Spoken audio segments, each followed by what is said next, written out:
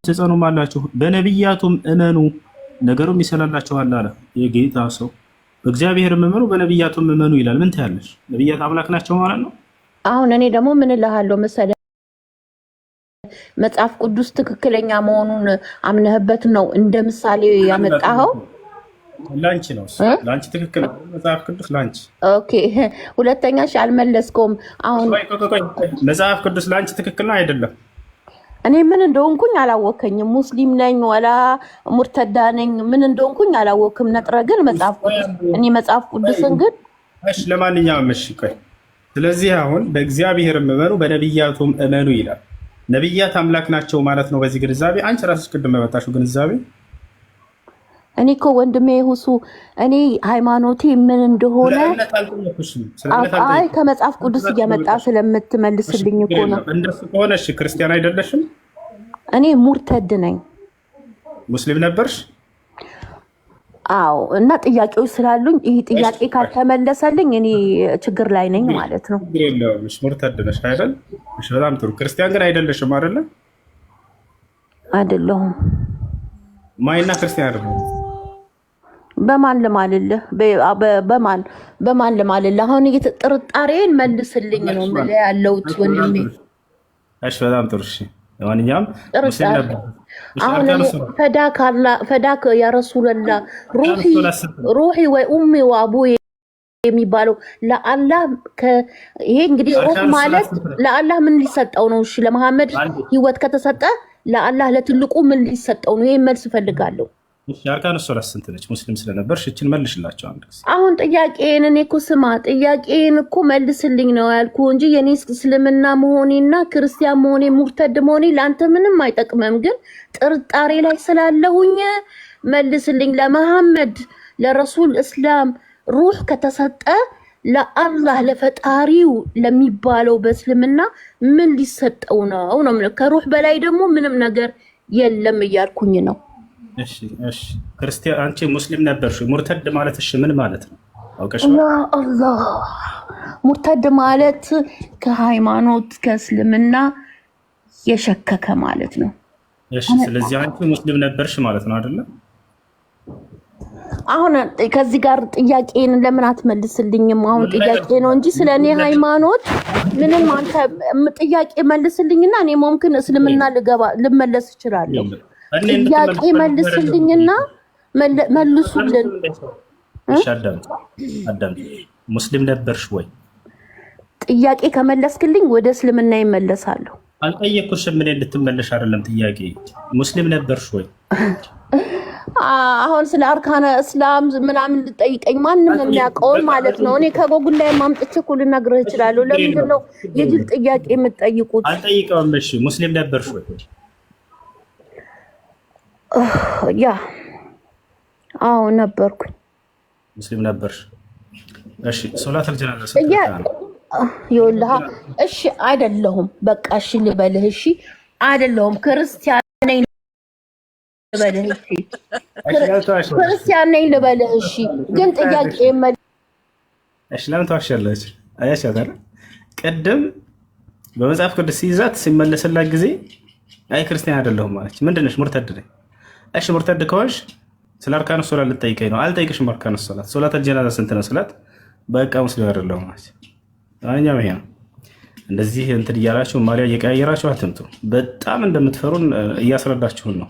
ማንነታችሁን ቀያየራችሁ ስትመጡ ጊዜ ጀግና የሆነ ሰው በማንነቱ ይቀርባል፣ አይፈራም።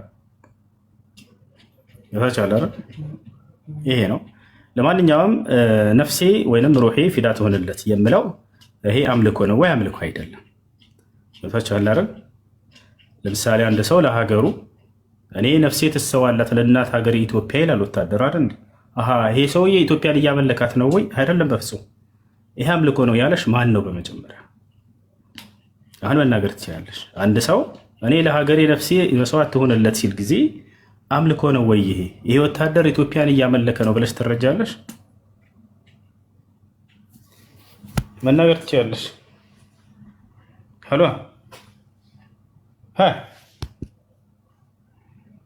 ሄሎ ሄሎ አትናገሪ።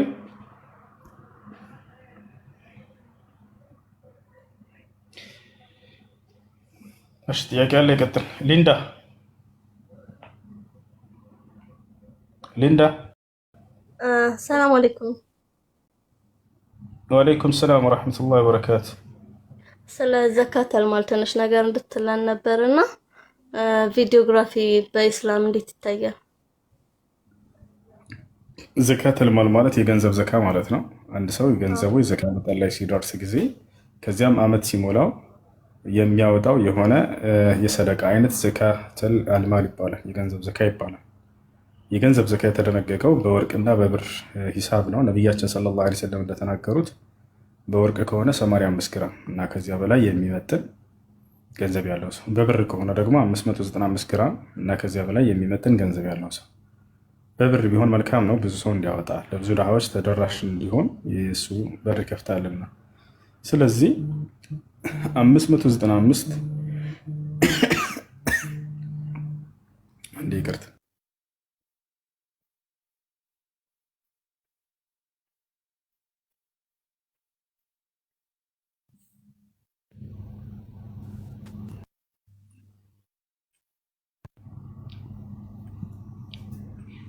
እሺ ይሰማል። እና በብር ከሆነ 595 ግራም ብር የሚመጥን ገንዘብ ወርቅ ቤት ይሄዱና 595 ግራም ወርቅ ስንት ይሸጣል ብላችሁ ትጠይቃላችሁ። ይህን ያክል ይሸጣል ብለው የሚነግሯችሁ ያ ገንዘብ እጃችሁ ላይ ከገባ አመት ከሞላው አመት ዙሮበት ከሆነ ዘካ ይወጅብበታል ማለት ነው። እሺ አሁን ባለው ሂሳብ ዘካ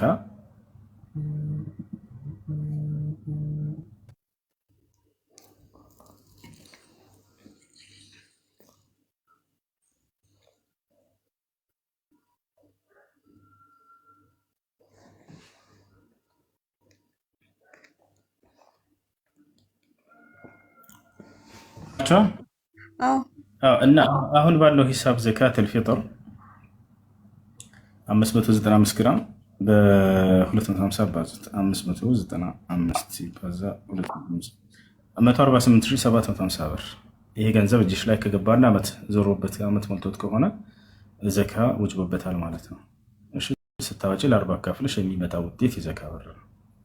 ይሄ ገንዘብ የመጨረሻ ዝቅተኛ ከዚህ ይነሳል፣ መነሻው ነው። ይሄ ከዚህ በላይም ሊሆን ይችላል። እጅሽ ላይ የገባው ገንዘብ አመት ከሞላው ያ ዘካ ይወጅቦበታል። እሺ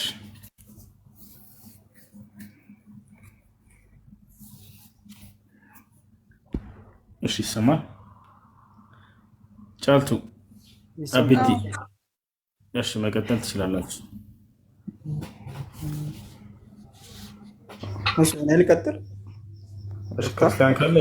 ክርስቲያን ካለ ይቀደም። ክርስቲያን ነው። እኔ ሙስሊም ነኝ። እሺ ጫልቱ አለሽ ወይንም ሊንዳ ክርስቲያን ከሆናችሁ ቀጥሉ፣ ካልሆናችሁ ቀጥልሽ። አለሁ አቢቲ ክርስቲያን ነኝ። እሺ ለመከራከር አይደለም፣ ያልገባኝ አንድ ምዕራፍ አለ እናንተ ጋር ይመስለኛል። እሱን ለመጠየቅ ነው። እሺ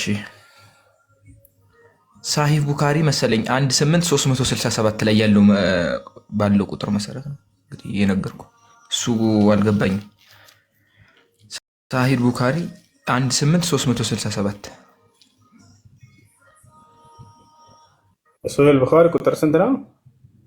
18367 18 ማለት ያው ነው። ሱሂል ቡኻሪ ያው እነዚህ ጋር ቁጥር ስንት ላይ ያወጣልህ?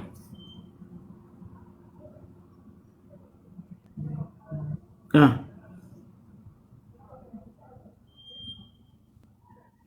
18 ገብተኛ ስለማለት እንደሆነ ግን እንደዛ የሚባል ነገር ነው። ያው የት ጋር ላውጣልህ?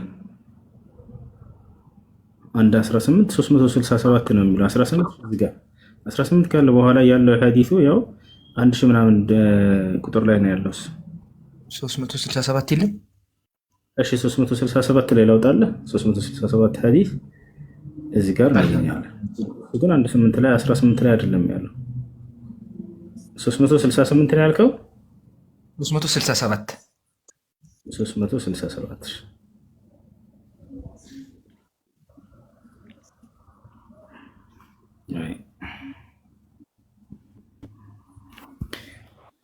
እሺ 367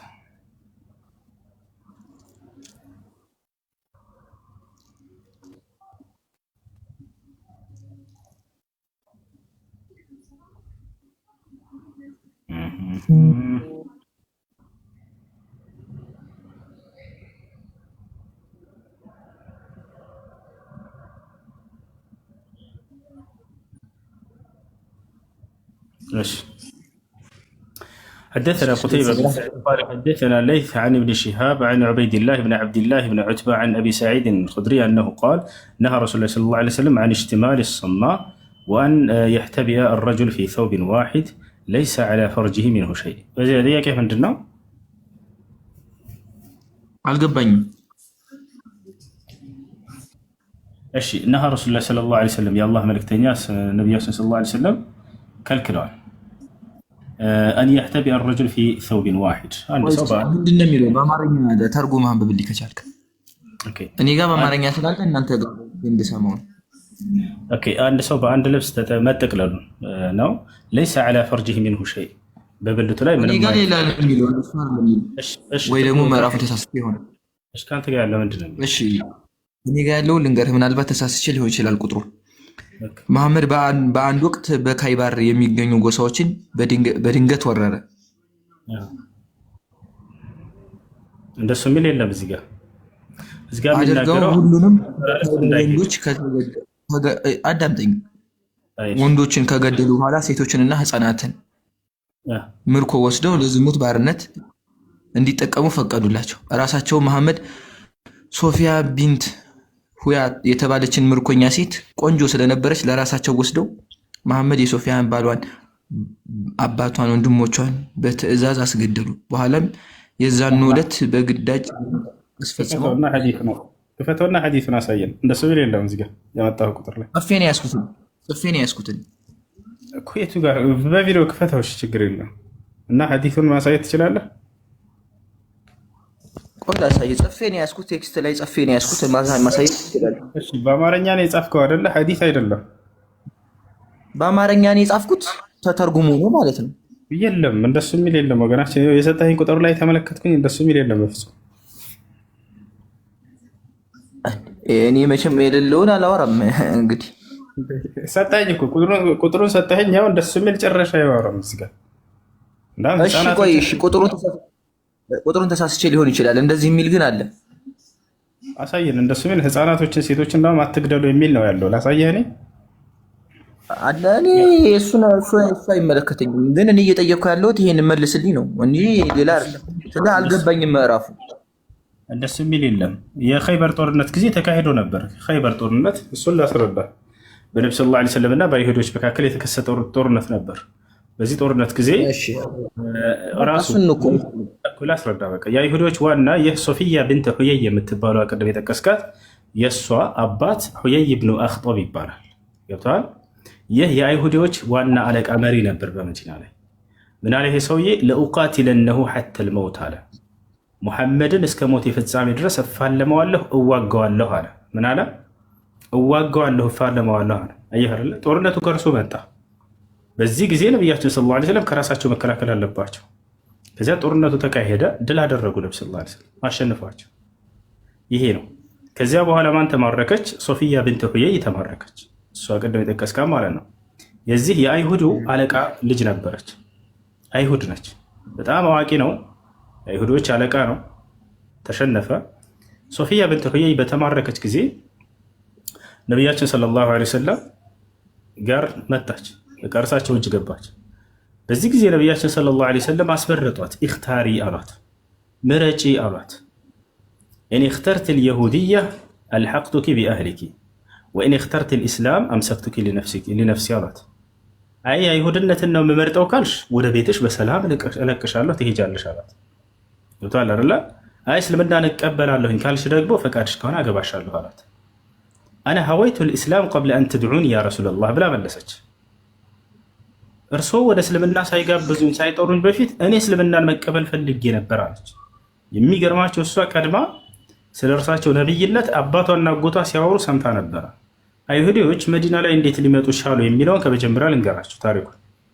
አይሁዲዎች የመጨረሻው ዘመን ነብይ የሚሳደድባት ሀገር ነች ብለው መዲናን በትንቢት በራሳቸው ዛፍ ላይ እዛ ሄደው ይጠብቁ ነበር። መዲና ልክ ሲመጡ ጊዜ የዚህ የሁየይ ብን አክጦብ የሶፊያ አባት የአይሁዶች አለቃ ነበር። ገብታችኋል አይደል? ይህ አይሁድ ከየት አሳያችኋለሁ፣ በማስረጃ ማሳያችሁ። ነቢያችን ሰለላሁ ዐለይሂ ወሰለም ሶፊያን ምን እንዳሏት እንደ ምርጫ ሰጥተዋት ነው። ብዙ ሰዎች ምን ይላሉ? አስገድደዋት ነው ያገባት።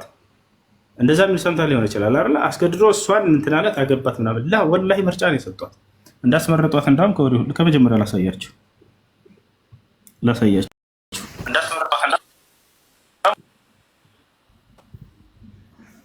በማስረጃ ላሳያችሁ። እስልምና ከፈለግሽ ምረጪ፣ ካልፈለግሽ ደግሞ በሰላም ወደ ቤትሽ እልክሻለሁ አሏት።